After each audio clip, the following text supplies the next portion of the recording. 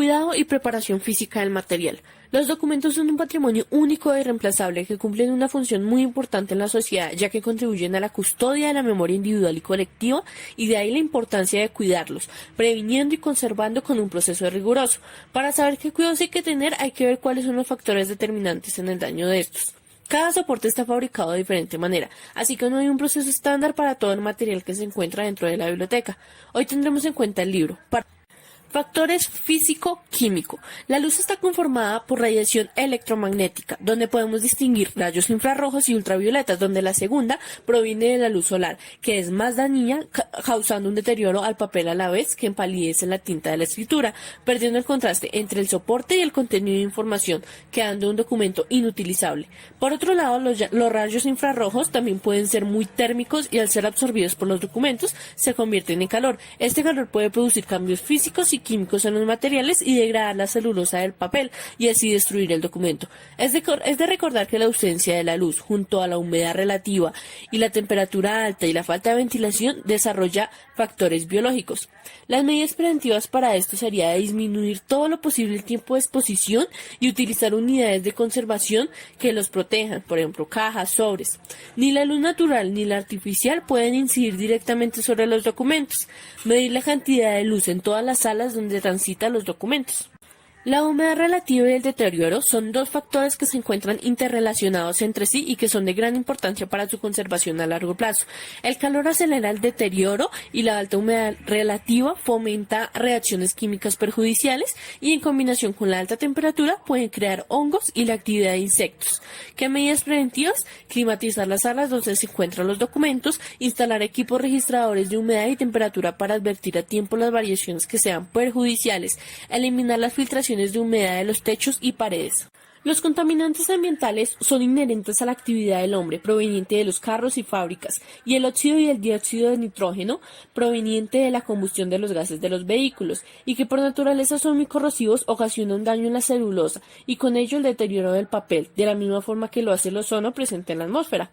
Por otra parte, el oxígeno del aire, que actúa de forma lenta en presencia de una humedad relativa, trae como resultado la destrucción del documento, igual que partículas de polvo donde se encuentran microorganismos, como las esporas de hongos, que con la ayuda de malas condiciones de temperatura y humedad tienden a desarrollarse, originando daños físicos y químicos al acervo. Unas medidas preventivas sería colocar filtros en los conductos del aire acondicionado y realizar limpiezas periódicas de los pisos, documentos, mobiliario, etc. Factores físico-mecánicos. Este factor está determinado por la propia manipulación y el uso al que estén expuestos los documentos en la biblioteca. En este deterioro físico también van a incidir la deficiente instalación, las estanterías en mal estado, los roces, los golpes a las unidades de conservación, por ejemplo las cajas. Como consecuencia de la acción se producen dobleces, roturas y o mutilación de las hojas, rayaduras de texto, manchas de suciedad y o grasa y saliva, etc. Una medida preventiva sería crear sensibilizaciones y capacitaciones a los trabajadores de la institución y de educación a los mismos usuarios.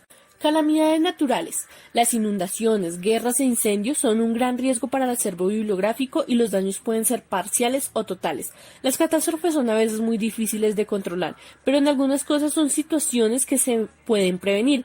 Para que se produzca fuego es necesario la presencia de un material combustible, por ejemplo documentos, madera, un material comburente que alimente la combustión, por ejemplo el oxígeno del aire, y una alta temperatura que dé lugar a la formación de llamas. Un incendio puede provocar la destrucción total o parcial de los documentos, por lo que no basta solo con la existencia de un plan, la identificación de los factores de riesgo y la preparación del personal. Es necesario el equipo apropiado para actuar en caso de que suceda. Las medidas preventivas serían la localización del personal responsabilizado con su implementación, mantener actualizado el inventario de las colecciones, realizar inspecciones periódicas para detectar factores de riesgo.